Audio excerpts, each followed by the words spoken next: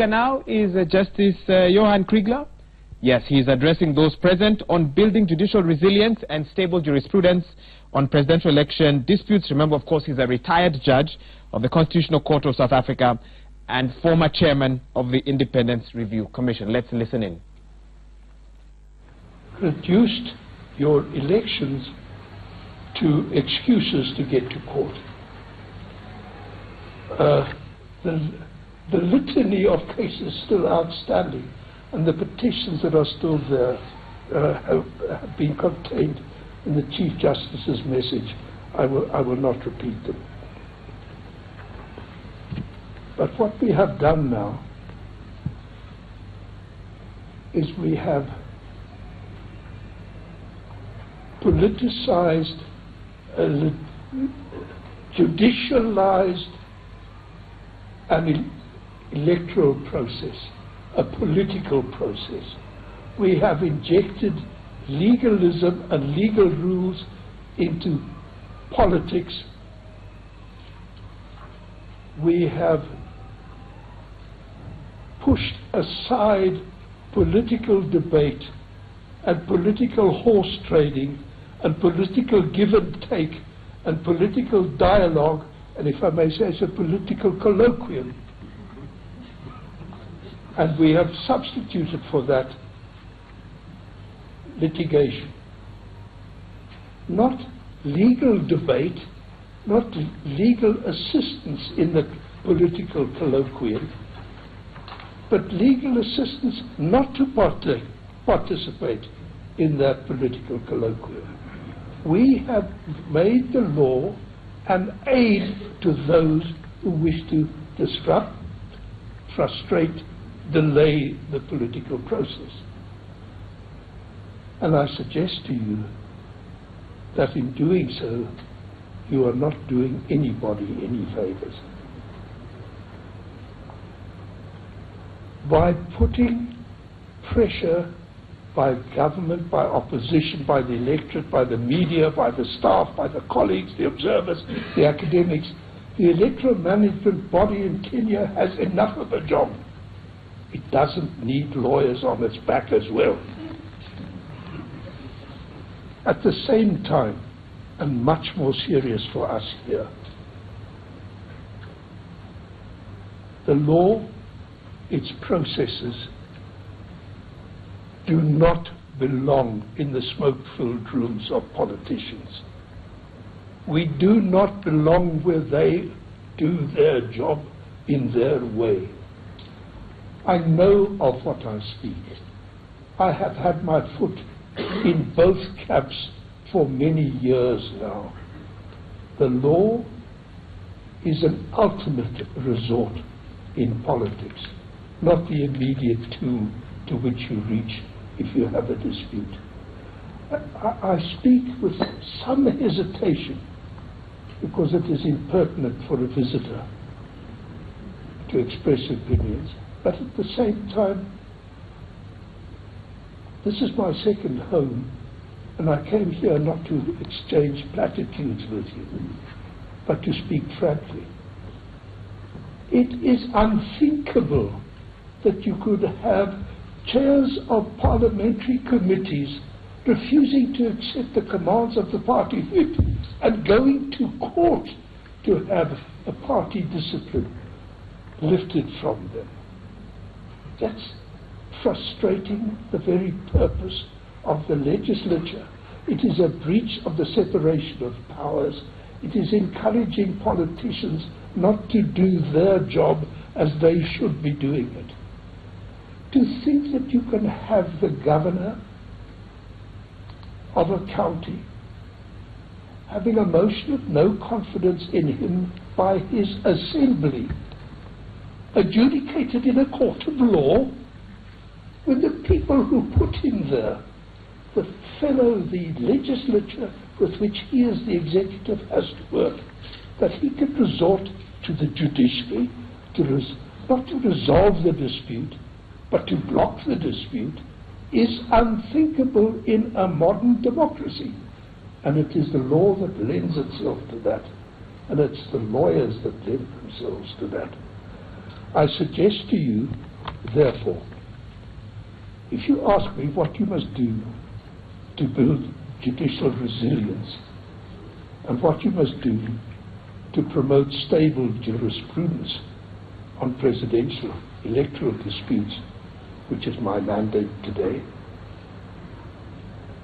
my first point and last point is keep the law out of politics as far as is humanly possible.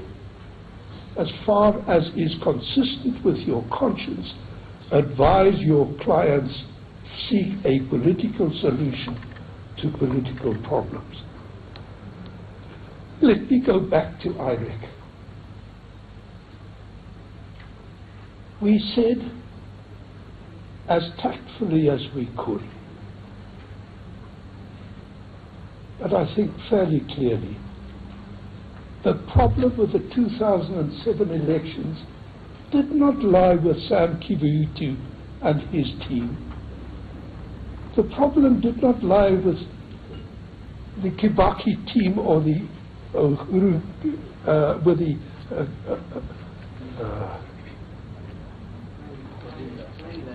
Raila team. The problem lay with the body politic, the political style of Kenyans. You have not abandoned the suspicions, the animosities, the mistrust based on ethnic differences that your colonial masters left you as a hereditas damnosa. You still have that accursed legacy where you say jocularly but probably very accurately that a Luo can become president of the United States but not of Kenya. You have, in my respectful submission, not read sufficiently carefully what the IREC report said. Magnificent, admirable that the Constitution has been rewritten. And I've been watching it from afar and sometimes not so afar with great interest. And the devolution of power and the rebuilding of a legitimate judiciary from the ground up have been so commendable, observers can only stand and applaud. The system of government, the reduction in the ostensible powers of the president have followed to the letter what was recommended in that report, and of course which was expanded upon and refined by academics and legal consultants thereafter. But has the spirit changed? Is the Kenya of today, with the brand new buildings that I can see, at heart different? Is the respect for the judiciary any better because you drag it into court day in and day out? Were the vicious criticisms of the judiciary by even the presidency last year in the wake of the presidential election dispute, are they to the advantage of the country? Are you really better off? I suggest to you that we are right when we say that the law constitutes the sinews that keep the body politic together. The law provides the lubricant when the joints become arthritic. We are right when we say the difference between law and order and chaos is just the law. And we are right when we say that the difference between tyranny and freedom is the law. But is the law fulfilling its function when it allows itself to be debased, to become a tool for political debate and fights in a different forum? I ask you to consider that when you are building judicial resilience and stable jurisprudence on electoral disputes. Thank you.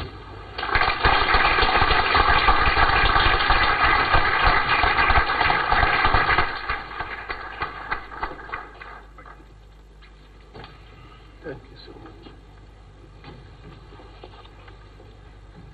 Would you like to characterize the speech as brutally honest? Well, you are champions. I didn't see you clap for yourselves. Champion in wastage of resources at elections, champion in technical gobbledygook, champions in litigation. Please give ourselves a clap.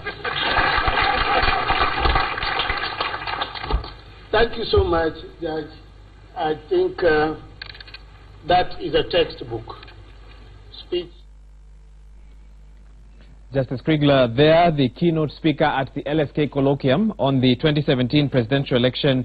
Petitions walking Kenyans, of course, through various matters in reference to he's talked a bit about the 2007 election and, of course, the challenges that, came out thereafter, and even last year's election as well, even as he kicks off this particular forum that will have keynote speakers, panel sessions, and so much more at the Hilton Hotel. We're also monitoring the situation at the Milimani Law Courts, where Embakasi East Member of Parliament Babu Owino is before the court today on allegations of assault. He was arrested on Friday and spent 2 nights in custody at the Parklands police station after being accused of assaulting a parking attendant in Westlands. Now, he was released yesterday following intervention by Nairobi Senator Johnston Sakaja, and we'll try and bring you some of the sounds from that court hearing throughout the course of this broadcast. Can we listen in briefly to what's happening there? That he had been threatened by the first accused person, Your Honor.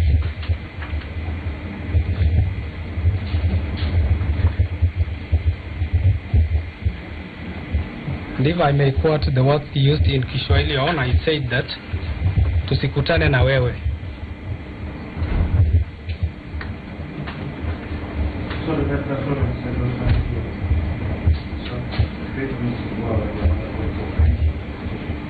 You say that he was threatened by the first accused? Yes, Your Honor, through a short message service, Your Honor, telling him that they should not meet.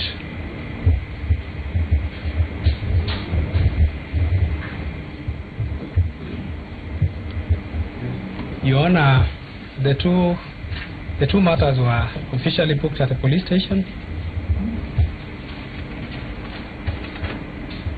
and we undertook investigations, Your Honor, to establish how true the allegation were.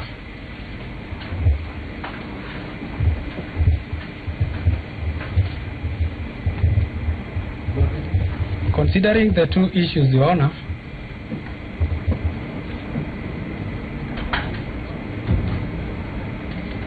the allegations were so severe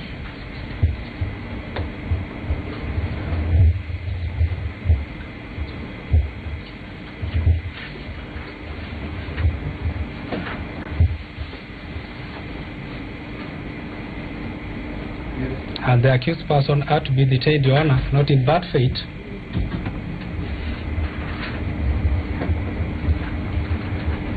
but in good faith, Your Honor.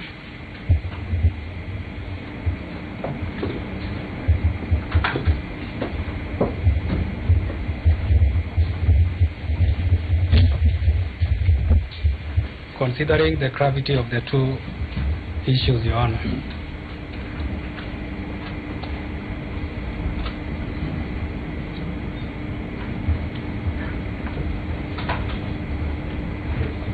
Your Honor, after which, when we had gathered whatever we wanted to do, we had to release the accused person, Your Honor.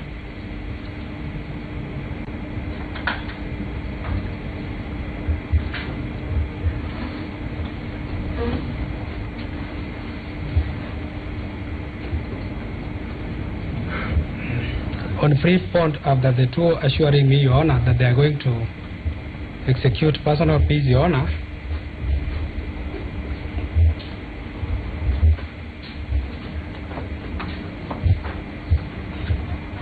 And Your Honor, the issue of releasing on free bond was an indication from our side also that we had nothing malicious against the accused persons, Your Honor.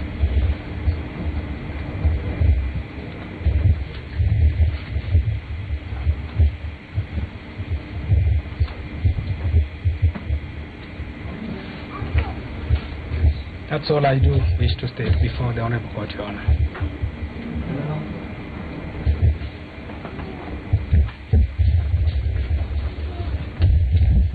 You know, what I can say in summary with the second... Well, that's a little bit about what is happening in that particular case at the Milimani Law Courts, where Embakasi East Member of Parliament Babu Owino has been accused on allegations of assault. He was actually arrested on Friday. For those who followed that incident, spent 2 nights in custody, and of course the matter is now being had at the Milimani Law Courts.